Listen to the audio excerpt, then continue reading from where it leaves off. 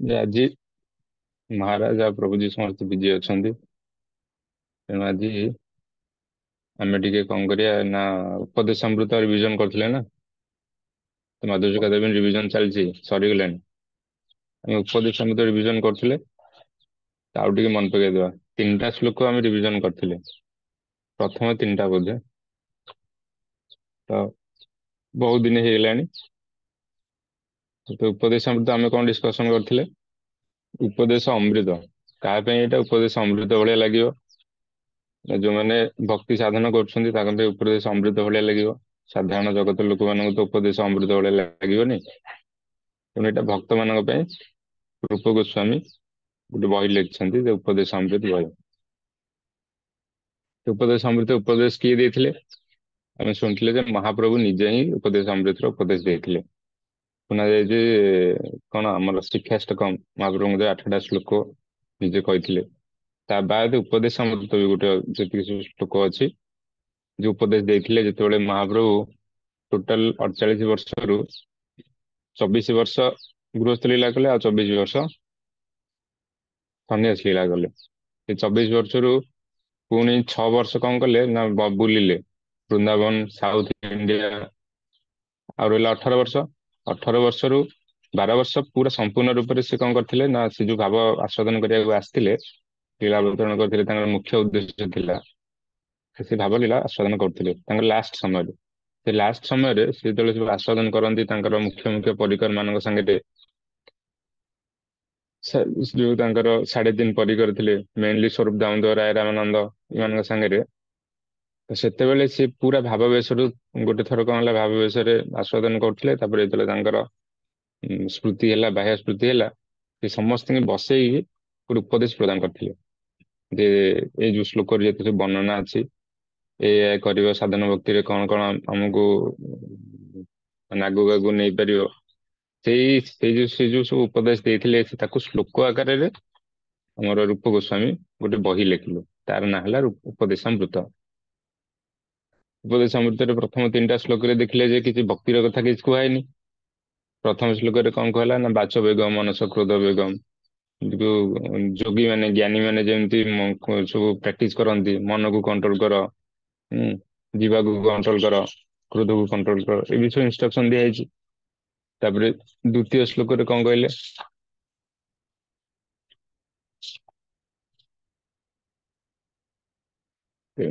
ଅତ୍ୟାହାର ପ୍ରୟାସ କଣ୍ଟ୍ରୋଲ କରିବାକୁ କୁହାଯାଇଛି। 6 ପ୍ରକାର ଭକ୍ତି ନଷ୍ଟ ହେଇଯାଏ, ତେଣୁ ଏଇସବୁ ଜିନିଷ କଣ୍ଟ୍ରୋଲ କର। ତାପରେ ଯୋଉଟା କହିଲେ 6 ପ୍ରକାର ଭକ୍ତି ବଢେ। ତେଣୁ ଏ 3ଟା ଜିନିଷରେ କିଛି ଭକ୍ତିର ତ ଇନଷ୍ଟ୍ରକ୍ସନ କିଛି ଦେଇନାହାନ୍ତି। ତେଣୁ ତାପରଠୁ କିଛି କିଛି ଭକ୍ତି ବିଷୟରେ କହିଛନ୍ତି। ଆମେ ଏଇ 3ଟା ଶ୍ଲୋକ ପଢିଥିଲେ, ଭକ୍ତିର କଣ କଣ ସବୁ ନଷ୍ଟ ହୁଏ, କେମିତି ବଢେ, ଆଉ କଣ କଣ କରିବାକୁ ପଡିବ। ତ ଆମେ ଡିସ୍କସନ କରିଥିଲେ ଭକ୍ତିଟା ହେଲା 2 ପ୍ରକାର। ଗୋଟେ ହେଲା ବୈଧି ଭକ୍ତି, ଗୋଟେ ହେଲା ରାଗାନୁଗା ଭକ୍ତି।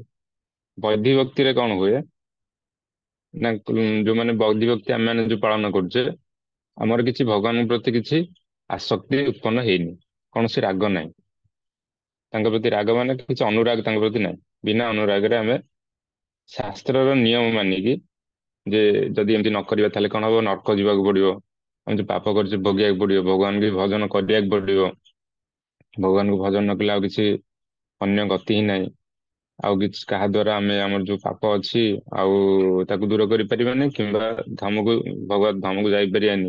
ତ ଏଇ ଯୋଉ ଡରରେ, ଶାସ୍ତ୍ରର ଡରରେ, ଶାସ୍ତ୍ର ଇନଷ୍ଟ୍ରକ୍ସନ ଆମେ ଯୋଉ ଭକ୍ତି କରୁଛେ, ତାକୁ କୁହାଯାଏ ବୈଧି ଭକ୍ତି। ତ ବୈଧି ଭକ୍ତି ଯଦି କରିବା, ଯଦି ଆମ ରାଗାନୁଗା ଭକ୍ତି ଉତ୍ପନ୍ନ ନହେଲା, ତାହେଲେ କଣ ହବ? ବୈଧି ଭକ୍ତି ଦ୍ଵାରା ଜଣେ କୋଉ ଯାଏଁ ଯାଇପାରିବ ନା, ବୈକୁଣ୍ଠ ଧାମକୁ ଯାଇପାରିବ। କିନ୍ତୁ ଭଗବାନଙ୍କ ଯୋଉ ରାଧାରାଣୀଙ୍କ ଅନୁଗତ୍ୟରେ ଭଗବାନଙ୍କ ସେବା କରିବା, କି ବୃନ୍ଦାବନ ଧାମକୁ ଯାଇପାରିବ ନାହିଁ। ବୃନ୍ଦାବନ ଧାମ ଯାଏଁ ଯିବାକୁ ହେଲେ ରାଗାନୁଗା ଭକ୍ତିର ଆଶ୍ରୟ ନେବାକୁ ପଡିବ। ଠିକ ଅଛି। ତ ରାଗାନୁଗା ଭକ୍ତି ପୁଣି କେମିତି ଆସିବ ନା, କୁହାଯାଇଛି ଯେ ବୈଧି ଭକ୍ତି ପାଳନ କରୁ କରୁ ଗୋଟେ ଷ୍ଟେଜ ଅଛି, ସେଥିରେ କି ଆମର ଲୋଭ ଉତ୍ପନ୍ନ ହୁଏ।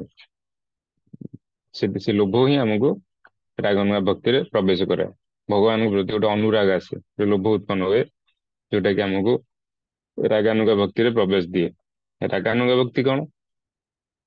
ରାଗାନୁଗା ଭକ୍ତି ହେଲା ରାଗାତ୍ମିକା ଭକ୍ତି ଯୋଉମାନେ ଯୋଉ ରାଗାତ୍ମିକା ଭକ୍ତ ଯୋଉମାନେ ଅଛନ୍ତି ତାଙ୍କର ଅନୁସରଣ କରିବାକୁ କୁହାଯାଏ ରାଗାତ୍ମିକା ଭକ୍ତିର ପ୍ରୋସେସ। ଯେମିତି ଆମର ଯୋଉ ବ୍ରଜବାସୀ ମାନେ, ହୁଁ, ତାପରେ ରାଧାରାଣୀ ତାଙ୍କର ଯେତେ ସବୁ ବ୍ରଜରେ ଯେତେ ସବୁ ବାସି ରହିଲେ ସେମାନେ ସବୁ ରାଗାତ୍ମିକ, ତାଙ୍କର ସ୍ୱାଭାବିକ ରୂପରେ ଭଗବାନଙ୍କ ପ୍ରତି କୃଷ୍ଣଙ୍କ ପ୍ରତି ଅନୁରାଗ ଅଛି। ସେମାନେ ସବୁ ଭଗବାନଙ୍କ ଯୋଉ ଅନୁରାଗ ଯୋଗୁଁ ହିଁ ଭଗବାନ ଭକ୍ତି କରନ୍ତି। ତାଙ୍କର ସେ ଯୋଉ ପ୍ରୀତି ଅଛି, ଅନୁରାଗ ଅଛି, ତାକୁ କୁହାଯାଏ ସେମାନେ ହେଲେ ରାଗାତ୍ମିକା ଭକ୍ତ। ତାଙ୍କର ଯେତେବେଳେ ଆମେ ଅନୁସରଣ କରିକି, ଅନୁକରଣ ନୁହଁ, ଅନୁକରଣ ଗୋଟେ ଅଲଗା ଜିନିଷ, ଅନୁସରଣ ଗୋଟେ ଅଲଗା ଜିନିଷ। ଅନୁସରଣ କରିକି ତାଙ୍କର ଭାବକୁ ମାନେ ପୃଷ୍ଟ କଲା ଭଳିଆ ଯେତେବେଳେ ଆମେ ଭଜନ କରୁ, ସେଇ ପ୍ରକାର ଭାବ ଆସେ, ତାକୁ କୁହାଯାଏ ରାଗାନୁଗା ଭକ୍ତି। ତ ରାଗାନୁଗା ଭକ୍ତି ହିଁ ମୂଳ ଉଦ୍ଦେଶ୍ୟ। ତାକୁ ପାଇବାକୁ ବିଭିନ୍ନ ପ୍ରକାର ଯେହେତୁ ଶାସ୍ତ୍ରର ନିର୍ଯାସ, ତାକୁ ଆମର ଉପଦେଶ ଅମୃତରେ ରୂପ ଗୋସ୍ୱାମୀ କଣ କଲେ, 11ଟା ଶ୍ଲୋକରେ ମହାପ୍ରଭୁଙ୍କ ଇନଷ୍ଟ୍ରକ୍ସନ ଅନୁସାରେ ସେ ଗୋଟେ ବଢିଆ ସେ ଶ୍ଲୋକରେ ଆମକୁ ବୁଝେଇଲେ। ତ ପ୍ରଥମ ଶ୍ଲୋକରେ ଆମେ ଡିସ୍କସନ କରିଥିଲେ ଯେ ପ୍ରଥମ ଶ୍ଲୋକରେ ଯୋଉ ଆମକୁ କହିଛନ୍ତି କଣ ନା ବାଚ ବେଗ ମନସ କ୍ରୋଧ ବେଗ। ଏଇଟା ତ ପୁରା ସମ୍ପୂର୍ଣ୍ଣ ରୂପରେ ଆମେ ଦେଖିଲେ ଯେ ଯୋଉ ଆମର ଜ୍ଞାନୀ ମାନେ ଯେମିତି ସବୁ ଯୋଉ ସାଧନା କରନ୍ତି, ଯୋଉମାନେ ଯୋଗୀ ମାନେ, ସେମାନେ ବି ଏଟା ପ୍ରାକ୍ଟିସ କରୁଛନ୍ତି। ତ ଏଇଟା ଆମର କଣ ପାଳନ କରିବାର ଆବଶ୍ୟକ ଅଛି? ବାଚ ବିଗନ୍ତାକୁ କଣ୍ଟ୍ରୋଲ କରିବା, କ୍ରୋଧ ବିଗନ୍ତା କଣ୍ଟ୍ରୋଲ କରିବା।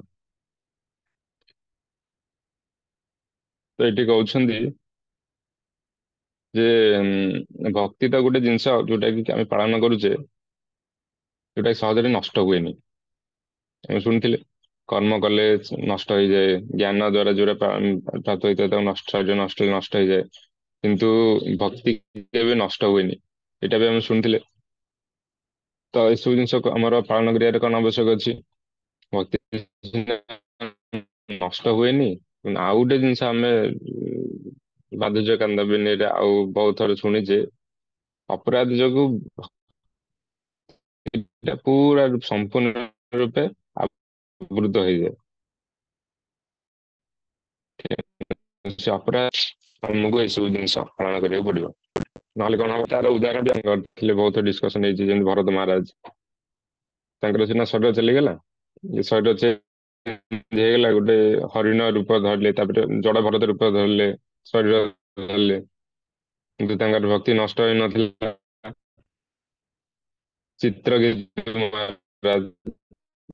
ମହାରାଜ ସୁର ହେଲେ, ତାଙ୍କର ଭକ୍ତି ନଷ୍ଟ ହେଇନଥିଲା।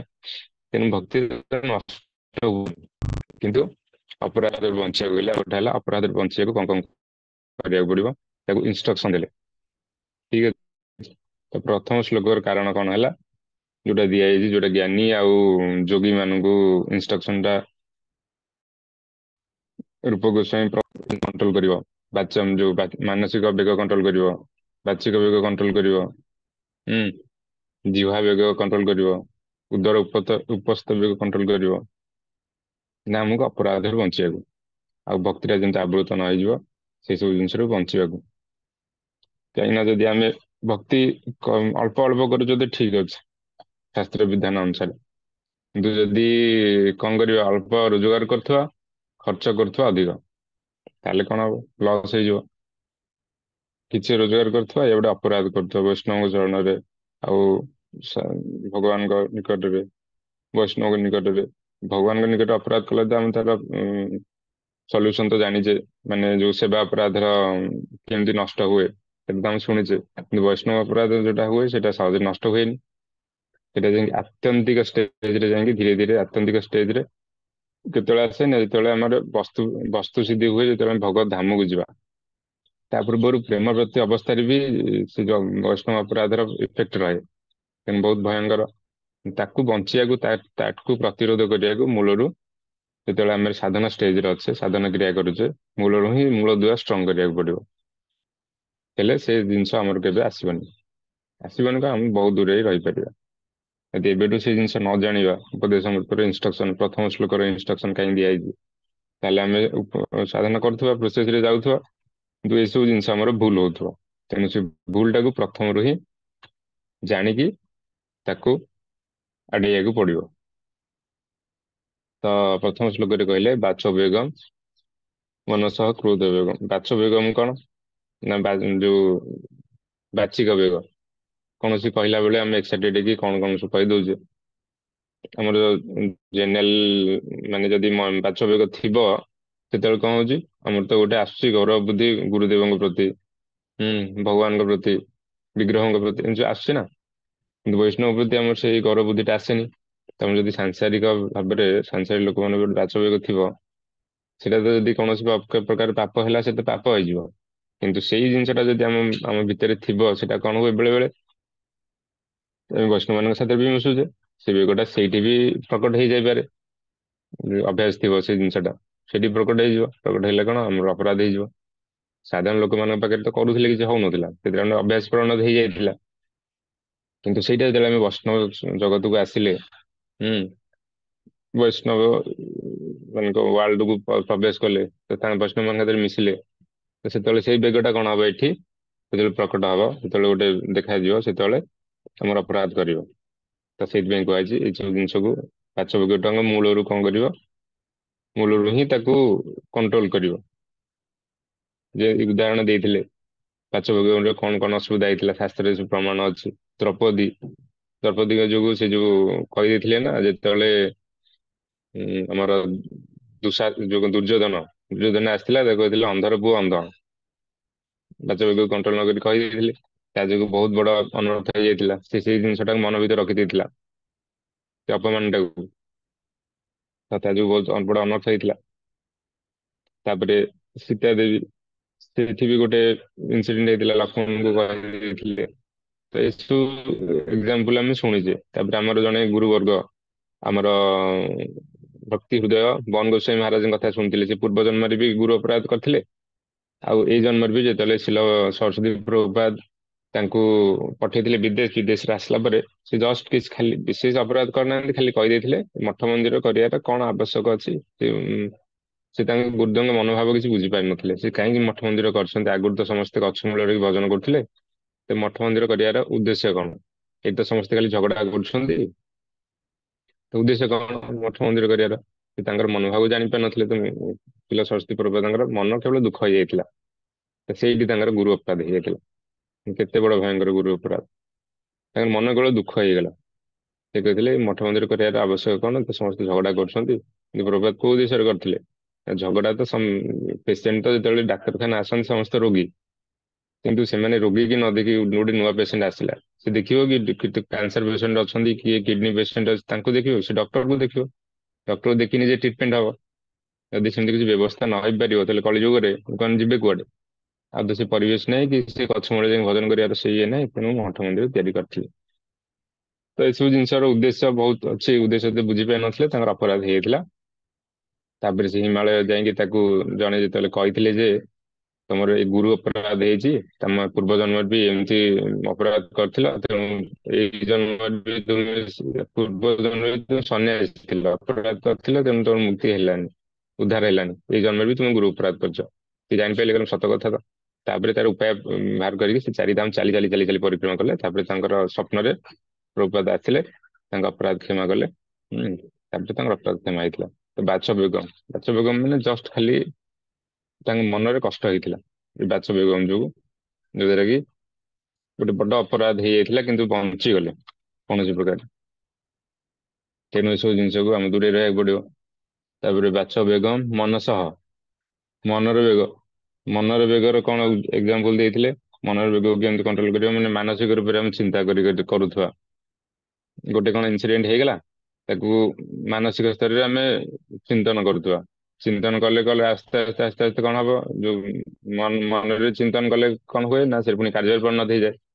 କିନ୍ତୁ ତାକୁ ମୂଳରୁ ହିଁ ମାନସିକ ବେଗକୁ, ମନର ବେଗକୁ କଣ୍ଟ୍ରୋଲ କରିବାକୁ ପଡିବ।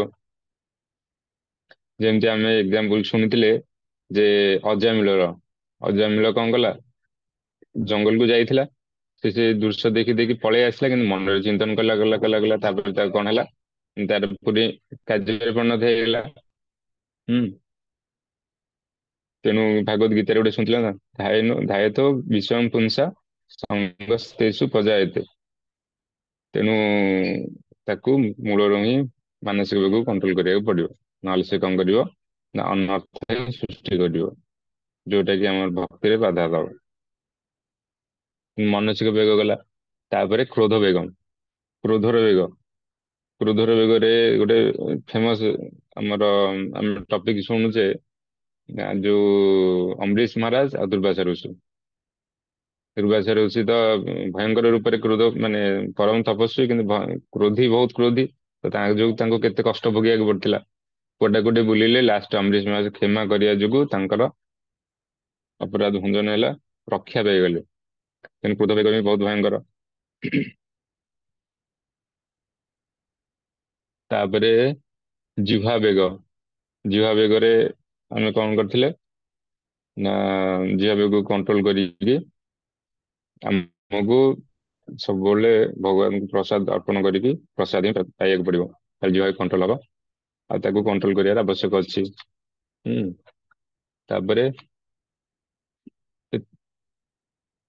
ଉଦର ଉପସ୍ଥ ବେଗ। ଉଦର ବେଗ କଣ? ପ୍ରଥମେ ତ ଶୁଣିଥିଲେ ବାଚ ଯୋଉ ଜିହ୍ବା ବେଗମ, ଉଦର ବେଗ ମାନେ ଯୋଉ ଜିହ୍ବାର ଲାଳସା ଯୋଉଟା, ବିଭିନ୍ନ ପ୍ରକାର ଟେଷ୍ଟି ଟେଷ୍ଟି ଖାଇବା, ଆଉ ବାହାରେ ସବୁ ଇଏ କରିବା ଖାଇବା। ଉଦର ବେଗ କଣ ନା, ଅତ୍ୟଧିକ ଭୋଜନ କରିବା, ତାକୁ ବି କଣ୍ଟ୍ରୋଲ କରିବାର ଅଛି। ଅତ୍ୟଧିକ କଣ୍ଟ୍ରୋଲ କରିବା ତ ଭୋଜନ କରିପାରିବେନି। ପୁରା ଯେମିତି ଯୋଉ ଚୋବେ ମାନେ, ବୃନ୍ଦାବନରେ ସବୁ ଚୋବେ ମାନେ, ଆମ ପ୍ରଭୁ ଜୀ ଗୋଟେ ଏକ୍ଜାମ୍ପଲ ଦିଅନ୍ତି। ସେମାନେ କଣ କରିବେ, ମିଠା ଖାଇବେ ମାନେ ଏକାଥରକେ 51 101 ଏମିତି ସବୁ ମିଠା ଖାଇବେ। ଏତେ ଯଦି ଆମେ ଜିହ୍ବା ମାନେ ଉଦର ବେଗ ପ୍ରଚୁର ପରିମାଣରେ ଖାଇବା, ପ୍ରସାଦ ପାଇବା, ତାହେଲେ ତ ଉଠି ବି ପାରିବାନି, ଭୋଜନ କଣ କରିବା। ତେଣୁ ଯେତିକି ପ୍ରସାଦ ପାଇବା କଥା, ଗୋଟେ ନିୟମ ଅଛି ଯେ କିଛି ଖାଲି ରଖିବ ପେଟକୁ। ଆଉ ତାପରେ ଘଣ୍ଟାଟେ ପରେ ପାଣି ପିଇବ। କିନ୍ତୁ ଆୟୁର୍ବେଦିକ ସବୁ ନିୟମ ଅଛି। ତେଣୁ ଅତ୍ୟଧିକ ଭୋଜନ କଲେ କଣ ହୁଏ, ଆଳସ୍ୟ ଆସେ, ଆଉ ଆମେ କଣ ହଜମ କରିପାରିବାନି। କିନ୍ତୁ ତାକୁ ବି କଣ୍ଟ୍ରୋଲ କରିବାକୁ ପଡିବ। ପ୍ରଥମେ କଣ କଣ କଣ୍ଟ୍ରୋଲ କରିବାକୁ ପଡିବ ତାକୁ କୁହାଯାଇଛି। ଏସବୁ କଣ୍ଟ୍ରୋଲ କରି ଆମକୁ, ପ୍ରଥମ ଶ୍ଲୋକରେ ଏସବୁ କଣ୍ଟ୍ରୋଲ କରେ ଆମକୁ, ମାନେ ଭକ୍ତିରେ ବାଧା ଆଉ ଦବନି। ତାପରେ ଜିହ୍ବା ବେଗମ ଉଦର ଉପସ୍ଥ ବେଗମ। ଉପସ୍ଥ ବେଗମ ହେଲା ଜନନେନ୍ଦ୍ରିୟର ବେଗମ, ତାକୁ ବି କଣ୍ଟ୍ରୋଲ କରିବାକୁ ପଡିବ। ଆଉ ଗୃହସ୍ଥ ମାନେ କେମିତି କଣ୍ଟ୍ରୋଲ କରିବେ, ଆଉ ବ୍ରହ୍ମଚାରୀ ମାନେ କେମିତି କଣ୍ଟ୍ରୋଲ କରିବେ। ବ୍ରହ୍ମଚାରୀ ମାନେ ସବୁବେଳେ କଣ କରିବେ ନା, ଯୋଉମାନେ ଆମର ଗୃହସ୍ଥ, ତାଙ୍କ ସାଥିରେ କଣ କରିବେ, ଜାଗତିକ ବାର୍ତ୍ତାଳାପ କରିବେନି। କିଛି ସ୍ପିରିଚୁଆଲ ଟପିକ ହେଲେ ତା ସହିତ ବାର୍ତ୍ତାଳାପ କରିବେ। ଆଉ ଗୃହସ୍ଥ ମାନେ କେମିତି ତାକୁ ମାନିବେ ନା, ଯେତେବେଳେ ସନ୍ତାନ ଉତ୍ପତ୍ତି ଯେତିକି ଦରକାର ପଡିବ ସେତେବେଳେ ହୁଁ ମିଶିବେ, ତାପରେ ଆଉ ସେସବୁ କଣ୍ଟ୍ରୋଲ କରିବାକୁ ପଡିବ। ତେଣୁ ଏଇ ପ୍ରଥମ ଶ୍ଲୋକରେ ଏତାନ ଜ୍ଞାନ ଯୋଉ ବିଷୟତା ଧୀରା ସର୍ବାମପିତଂ ପୃଥିବୀ ସଚିତା, ଏତିକି ଆମକୁ ବେଗକୁ କଣ୍ଟ୍ରୋଲ କରିବାକୁ ପଡିବ, ଯୋଉଟା କି ନହେଲେ ଆମର ଭକ୍ତିରେ ବାଧକ ହବ। ତାପରେ ଦ୍ଵିତୀୟ ଶ୍ଲୋକରେ କଣ କରିଥିଲେ,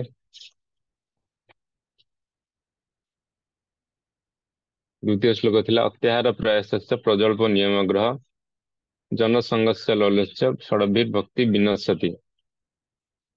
ଯେ କଣ କଣ କଲେ ଭକ୍ତିଟା ନଷ୍ଟ ହେଇଯାଏ। ହୁଁ। ଅତ୍ୟାହାର, ଅତ୍ୟଧିକ ଆହାର କଲେ ଭକ୍ତି ନଷ୍ଟ ହେଇଯାଏ।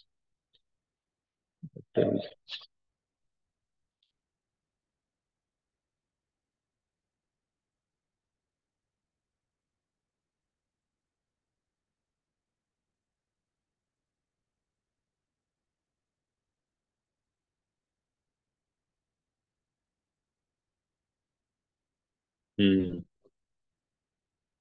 ତ ଏଠି ଅତ୍ୟାହାର କାହିଁ କହିଛନ୍ତି, ପୂର୍ବ ଶ୍ଲୋକରେ ତ ଗଲା ଜିହ୍ବା ବେଗ, ଆଉ ଗୋଟେ ଥିଲା ଉଦର ବେଗ, ପୁଣି ଏଠି ଅତ୍ୟାହାର କଣ କହିଛନ୍ତି ନା, ଅତ୍ୟାହାର ମାନେ ଯଦି ରୂପ ଗୋସ୍ୱାମୀ ତ ସାଧାରଣ ମାନେ କରିପାରୁ ନୁହନ୍ତି, ସେ ତ ଭୁଲ କରିପାରିବେନି। କାରଣ ଏଠି ଅତ୍ୟାହାର ମାନେ ଆମେ ବୁଝିବାକୁ ପଡିବ ନା, ଖାଦ୍ୟ ଜିନିଷ କଥା କହିନାହାନ୍ତି। ଆମର ଯେତେବେଳେ ଇନ୍ଦ୍ରିୟ ମାନଙ୍କ ଦ୍ଵାରା ବି ଆମେ ଖାଦ୍ୟ ଗ୍ରହଣ କରୁ, ଯେମିତି କିି ଆପଣଙ୍କର ଛଅଟା, ଆମ ଗୁରୁଦେବ କୁହନ୍ତି ଗୋଟେ ମଣିଷର ଛଅଟା ଟେପ ରେକର୍ଡର ସବୁବେଳେ ଅନ୍ ଥାଏ। ସେ ଯେ ପ୍ରତି ମୁହୂର୍ତ୍ତରେ କିଛି କିଛି ଗ୍ରହଣ କରୁଥାଏ। ଆମର ଯୋଉ ପଞ୍ଚ ଇନ୍ଦ୍ରିୟ ଅଛି, ପଞ୍ଚ ଇନ୍ଦ୍ରିୟ ଦ୍ଵାରା ସେ ସବୁବେଳେ ଗ୍ରହଣ କରିଥାଏ। ସେଠି ପାଞ୍ଚଟା ଟେପ ରେକର୍ଡର, ଛଅଟା ନୁହଁ। ପାଞ୍ଚ ଇନ୍ଦ୍ରିୟ ଦ୍ଵାରା ପାଞ୍ଚଟା ଟେପ ରେକର୍ଡର ଦ୍ଵାରା ସବୁବେଳେ ସେ କିଛି କିଛି ଗ୍ରହଣ କରୁଥାଏ। ଆଖି ଯୁଆଡେ ଯିବ କିଛି କିଛି ଦେଖିଲା, ବାଟରେ କିଛି ଗୋଟେ ସୁନ୍ଦର ଜିନିଷ ଦେଖିଲେ ସେଇଟା ଆମ ମନ ଭିତରେ ରହିଗଲା, ସେଟାକୁ ଆମେ ଗ୍ରହଣ କଲେ, ସେଟା ବି ଗୋଟେ ଆହାର। ନାକରେ କିଛି ଭଲ ସୁଗନ୍ଧ ବାଜିଲା, ସେଟାକୁ ଆମେ ଗ୍ରହଣ କଲେ। କାନରେ କିଛି ଭଲ ଗୀତ ଶୁଣିଦେଲେ କୋଉଠି, ସେଟା ଆମ ମନ ଭିତରେ ଚାଲିଥିବ। ସେଟା ସବୁ ଗ୍ରହଣ କଲେ ନା, ତାକୁ କୁହାଯାଏ ଯେ ସବୁବେଳେ ପାଞ୍ଚଟା ଇନ୍ଦ୍ରିୟ ଦ୍ଵାରା, ଯୋଉ ଜ୍ଞାନେନ୍ଦ୍ରିୟ ଦ୍ଵାରା ଆମେ କିଛି କିଛି ଗ୍ରହଣ କରୁଛୁ। ତ ତାକୁ କଣ କୁହାଯାଏ, ପାଞ୍ଚଟା ଇନ୍ଦ୍ରିୟ ଦ୍ଵାରା, ସେଇଟାକୁ ବି ଗୋଟେ ଆହାର କୁହାଯାଏ, ମନର ଆହାର। ତେଣୁ ଏହା ଦ୍ଵାରା କଣ ହୁଏ, ସବୁବେଳେ ଯଦି ଇଆଡୁ ସିଆଡୁ ଆମେ ଶୁଣିବା, ଇଆଡୁ ସିଆଡୁ ଗ୍ରହଣ କରିବା, ଅତ୍ୟାହାର କରିବା, ତାହେଲେ କଣ ହୁଏ, ଆମର ଭକ୍ତି ବିନଷ୍ଟ ହବାକୁ କୁହାଯାଇଛି। ଷଡ଼ବିର ଭକ୍ତି ବିନଶ୍ୟତି। ଆମର କଣ ପାଞ୍ଚଟା ଜ୍ଞାନେନ୍ଦ୍ରିୟ, ପାଞ୍ଚଟା କର୍ମେନ୍ଦ୍ରିୟ, ତାପରେ ପାଞ୍ଚଟା ତନ୍ମାତ୍ରା, ଆଉ ପାଞ୍ଚ ହେଲା ମହାଭୂତ, ଆଉ ଚାରିଟା ହେଲା ସୂକ୍ଷ୍ମ ଶରୀରର ତତ୍ଵ। ମନ, ବୁଦ୍ଧି, ଅହଙ୍କାର, ଚେତନା, ଆଉ ଦିଟା ହେଲା କଣ ଆମର ଆତ୍ମା, ପରମାତ୍ମା। ଟୋଟାଲ 26 ତତ୍ଵ। 26 ତତ୍ଵରୁ ପାଞ୍ଚଟା ଯୋଉ ଜ୍ଞାନେନ୍ଦ୍ରିୟ ଅଛି, ତା ଦ୍ୱାରା ଆମେ ସବୁବେଳେ ଗ୍ରହଣ କରୁଛୁ, କିଛି ନା କିଛି ଗ୍ରହଣ କରୁଛୁ। ସେ ପାଞ୍ଚଟା ଜ୍ଞାନେନ୍ଦ୍ରିୟ ବିଷୟରେ କୁହାଯାଇଛି ଯେ ଅତ୍ୟାହାର ମାନେ ପାଞ୍ଚଟା ଜ୍ଞାନେନ୍ଦ୍ରିୟ ଦ୍ୱାରା ଆମେ ଇଆଡୁ ସିଆଡୁ କିଛି ଗ୍ରହଣ କରିବାନି। ହୁଁ। ନହେଲେ କଣ ହବ, ଆମର ଭକ୍ତି ବିନଷ୍ଟ ହବ। ତେଣୁ ପାଞ୍ଚଟା ଯେତିକି ଦରକାର ଆବଶ୍ୟକ, ସେତିକି ଆମେ ଗ୍ରହଣ କରିବା। ଯେତିକି ଯେତିକି ଆମର ମାନେ କୁହେ ନା, ଯୋଉ କଣ ଗୋଟେ ଶ୍ଲୋକ ଅଛି, ଯୁକ୍ତାହାର ବିହାରସ୍ୟ, ଯୋଉଟା ଅଛି ଆମର ଶ୍ରୀମଦ୍ ଭାଗବତ ଗୀତାରେ, ସେ ଶ୍ଲୋକ ଅନୁସାରେ ଯେତିକି ଆମର ଆବଶ୍ୟକ ଅଛି, ଆମର ଯିବା ଦ୍ଵାରା ଯେତିକି ମାନଙ୍କର ପାଇଲେ, ତାକୁ କଣ କରିବା ନା ଭଗବାନଙ୍କ ପ୍ରସାଦ ପାଇବା। କିଛି ଗୋଟେ ଆଖିରେ ଦେଖିଲେ, ଭଗବାନଙ୍କ ବିଗ୍ରହ ଦେଖିଲେ, କିଛି ଯୋଉ କଣ କଲେ, କାନରେ ଶୁଣିଲେ, ଭଗବାନଙ୍କ କଥା ଶୁଣିଲେ, ଏମିତି ଦ୍ଵାରା ଆମର ଯେତେବେଳେ ସବୁ ଜ୍ଞାନେନ୍ଦ୍ରିୟ ଅଛି, ତାକୁ କଣ୍ଟ୍ରୋଲ କରିକି ରଖିବା। ଅତ୍ୟଧିକ ମାନେ ବାହାର ଜିନିଷ ଇଏ ସେ ତାକୁ ଇଏ କରିକି ଭଗବତ ସମ୍ବନ୍ଧୀୟ ଜିନିଷକୁ ଆସ୍ତେ ଆସ୍ତେ ଆସ୍ତେ ଆସ୍ତେ ଗ୍ରହଣ କଲେ କଣ ହୁଏ ନା, ପୂର୍ବରୁ ବି ଯେତେ ଆମର ସବୁ ଅତ୍ୟାହାର କରିଥିବା ଟେପ୍ ରେକର୍ଡର ଭଳିଆ ଯେତେ ସବୁ ଆମ ମନ ଭିତରେ ଥିବ, ସେଇଟା କଣ ହୁଏ, ଆସ୍ତେ ଆସ୍ତେ ଧୀରେ ଧୀରେ ଧୀରେ ଧୀରେ ସେଇଟା ବି ଦୂରେଇ ହେଇଯାଏ। ମନେକର ଆମ ମନ ଭିତରେ ବିଭିନ୍ନ ପ୍ରକାର ଯେତେବେଳେ ଖାଲି ମାଇଣ୍ଡ ବସିବେ, ସେତେବେଳେ ଦେଖିବେ, ଯେତେବେଳେ ଖାଲି ମାଇଣ୍ଡ ବସିବେ, ସେତେବେଳେ କୋଉ ଭାବନା ଆସୁଛି, ସେ ଅନୁସାରେ ଆପଣ ଜାଣିବେ ଯେ ମୁଁ ପୂର୍ବରୁ ସେତିକି ସେତିକି ଜିନିଷ ମୋ ଭିତରେ ଷ୍ଟକ୍ ହେଇକି ଅଛି, ମନ ଭିତରେ। ସେଟା ପୁଣି ଯିବ କେମିତି, ଗୋଟେ ରେକର୍ଡରରେ ରେକର୍ଡିଂ ଫୁଲ ହେଇକି ଅଛି। ଆପଣ କିଛି କରନ୍ତୁ କି ନ କରନ୍ତୁ, ସିଏ ତା ସୁଇଚ ଆପେ ଆପେ ସବୁବେଳେ ଚାଲିଥିବ, କଣ୍ଟିନ୍ୟୁଅସ ଚାଲିଥିବ। ଯେତେବେଳେ ଆପଣ ପୁଣି ନୂଆ ଜିନିଷ କିଛି ରେକର୍ଡିଂ କରିବେ, ମନେକର ଭାଗବତ ଗୀତା ଶୁଣିବା, ଭାଗବତମ୍ ଶୁଣିଲେ, ଭାଗବତ ଗୀତା ଅଧ୍ୟୟନ କଲେ, ସବୁବେଳେ ନାମ ଜପ କଲେ, ନାମ ଜପ କଲା ବେଳେ କାନରେ ଶୁଣିଲେ, ମନରେ ଭାବିଲେ, ଆସ୍ତେ ଆସ୍ତେ ଆସ୍ତେ ଆସ୍ତେ ପୁରୁଣା ରେକର୍ଡିଂ ଗୁରା ଡିଲିଟ ହେଇଯିବ, ପୁଣି ନୂଆ ରେକର୍ଡିଂ ଆସ୍ତେ ଆସ୍ତେ ଷ୍ଟୋର ହେଇଯିବ। ତା ଦ୍ୱାରା ଯେତେବେଳେ ପୁଣି ଆପଣ କେତେବେଳେ ଖାଲି ବସିବେ, କଣ ସେ ପୁଣି ରେକର୍ଡିଂ ଷ୍ଟାର୍ଟ ହବ। ଏବେ ରେକର୍ଡିଂ ଷ୍ଟାର୍ଟ ହେଲେ କଣ ରେକର୍ଡିଂ ଷ୍ଟାର୍ଟ ହବ, ଏବେ ଯୋଉଟା କରୁଛନ୍ତି, ଯୋଉଟା ଅଧିକ ଥିବ କଣ, ଭାଗବତଙ୍କ କଥା ମନେ ପଡିବ। ହରିନାମ ପ୍ରାକ୍ଟିସ କରୁଛନ୍ତି, ମନେ ମନେ କେତେବେଳେ ଜାଣିନଥିବେ, ଆପଣ ପାଟିରେ ହରିନାମ ବାହାରୁଥିବ, କାରଣ ସେ ରେକର୍ଡିଂ ଟା ଆପଣ ଗ୍ରହଣ କରୁଛନ୍ତି, ଚାଲୁଛନ୍ତି, ଆପଣ ଅନୁଭବ ବି କରିଥିବେ। ତ ସେଥିପାଇଁ କୁହାଯାଉଛି ଯେ ଅତ୍ୟାହାର ମାନେ ପାଞ୍ଚଟା ଇନ୍ଦ୍ରିୟ ଦ୍ଵାରା ଅନ୍ୟାନ୍ୟ ଜିନିଷ ଗ୍ରହଣ ନ କରିକି ଆମେ କଣ୍ଟ୍ରୋଲ କରି କଣ କରିବା, ଭଗବତ ସମ୍ବନ୍ଧୀୟ ଜିନିଷକୁ ଗ୍ରହଣ କରିବା। ହେଲେ କଣ ହବ ନା, ଆମର ଯୋଉ ଷ୍ଟୋର ହେଇକି ଅଛି ପୁରୁଣା ସବୁ ଅନାବଶ୍ୟକ ଜିନିଷ, ସେଟା ସବୁ ଡିଲିଟ ହେଇକି ଆମ ଭିତରେ ପୁଣି କଣ ପାଞ୍ଚଟା ଇନ୍ଦ୍ରିୟ ଦ୍ଵାରା ଆମେ କଣ କରିବା, ଧୀରେ ଧୀରେ ଧୀରେ ଧୀରେ ଭଗବତ ସମ୍ବନ୍ଧୀୟ ଜିନିଷ ଗ୍ରହଣ କରିବା, ଯୋଉଟା କି ଆମର ରେକର୍ଡିଂ ପୁଣି ଠିକ ଠିକ ରୂପରେ ଚାଲିବ, ଠିକ ଠିକ ରୂପରେ ଆମର ମନ ଯୋଉ ଚିନ୍ତନ ହବ, ମାନସିକ ରୂପରେ। ତେଣୁ ସେଇଟା କୁହାଯାଏ ଅତ୍ୟାହାର।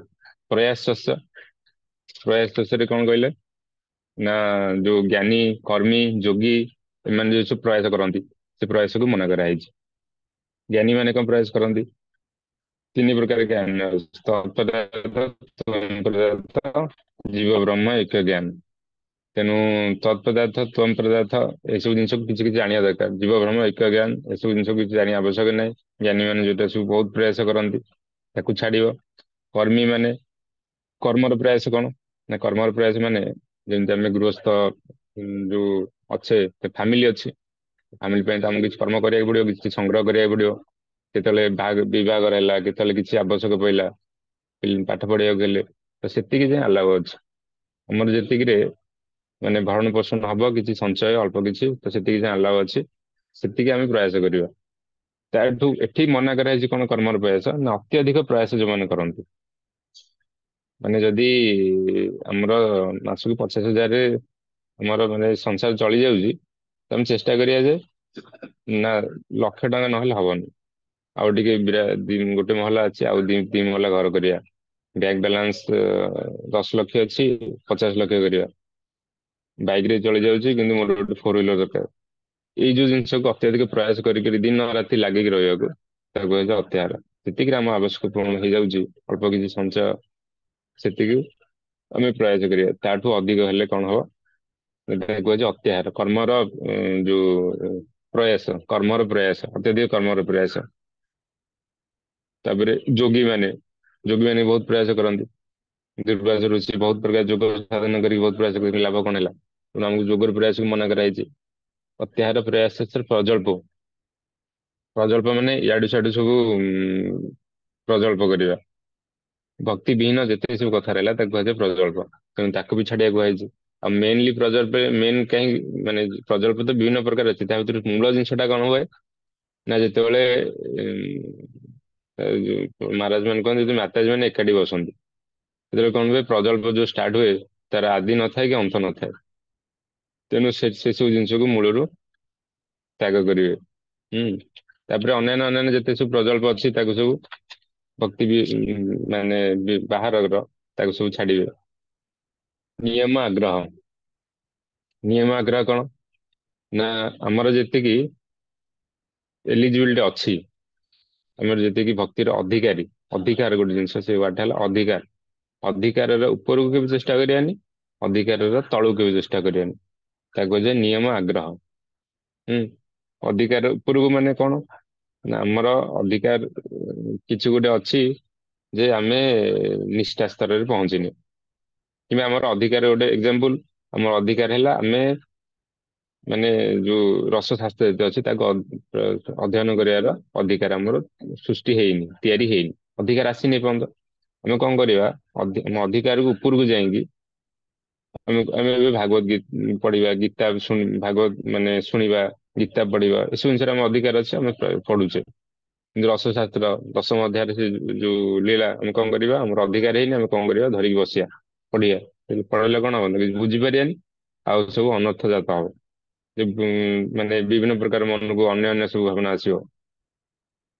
ତ ସେତେବେଳେ କଣ ହୁଏ ସେଥିପାଇଁ କୁହାଯାଇଛି ଯେ ଅନାଧିକାର ବ୍ୟକ୍ତି କେବେ ଅପର ଚେଷ୍ଟା କରିବନି। ହଁ ଆଉ ଗୋଟେ କଥା ହେଲା ଆମର ଗୋଟେ କୋଟ ଅଛି ମହାରାଜଙ୍କର ଲେକ୍ଚର ବି ଶୁଣିଥିଲି ଯେତେବେଳେ କୌଣସି ଅଧିକାରୀ ବ୍ୟକ୍ତି ଯେତେବେଳେ ଆମକୁ ସେଇ ଶାସ୍ତ୍ର ଶୁଣାନ୍ତି ତ ସେତେବେଳେ ଆମେ ମାନେ ଶୁଣିପାରିବା। ମନେକର ନାରାୟଣ ଗୋସ୍ୱାମୀ ମହାରାଜ ସିଏ ଏସବୁ ଶାସ୍ତ୍ରକୁ ଆଲୋଚନା କରୁଥିଲେ ତ ସେଇଠି ତ ଯୋଉମାନେ କହୁଥିଲେ ସେମାନେ ତ ସମସ୍ତେ ଅଧିକାରୀ ନଥିଲେ କିନ୍ତୁ ଯେହେତୁ ଜଣେ ଶ୍ରେଷ୍ଠ ବୈଷ୍ଣବ ତାଙ୍କର ସେ ବିଷୟରେ ଅଧିକାର ଅଛି ସିଏ ଯେତେବେଳେ କୁହନ୍ତି ତ ସେତେବେଳେ ସାଧାରଣ ଜ୍ଞାନୀ ଯୋଗୀ ମାନେ ବି ସେଇ ଜିନିଷ ଶୁଣିଲେ ତାଙ୍କର କିଛି ଅନିଷ୍ଟ ହବନି ତାଙ୍କର ମଙ୍ଗଳ ହବ। ଏମିତି କିି କାମ ଭାବନା ସେଟା ଦୂର ହିଁ ହେଇଯିବ। ଆମର ସୁଖଦେବ ଗୋସ୍ୱାମୀ ଗୋସ୍ୱାମୀ ଯେତେବେଳେ